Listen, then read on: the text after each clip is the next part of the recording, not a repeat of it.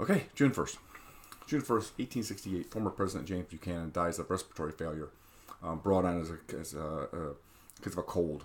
Cold got worse, and then eventually he developed respiratory problems and died at the age of 77 in his home Wheatland, outside Lancaster, Pennsylvania.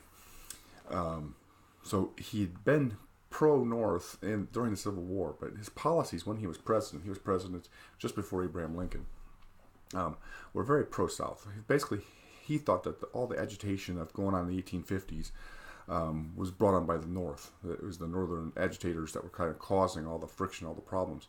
And so his solution to the problems was to try to propose a constitutional amendment protecting slavery. Obviously, that didn't go anywhere.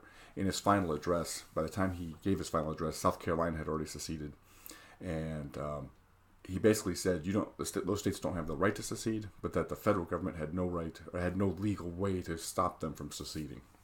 And so again, his recommendation in his final address was to recommend a constitutional amendment protecting slavery. His final address was widely criticized in the North for basically still being pro-South, and then in the South it was criticized for saying that they didn't have the right to secede. So when he left office, many people called the Civil War Buchanan's War, because they really felt like his policies did nothing to stop it, and in some cases maybe made it worse. So post-presidency, he got a lot of criticism.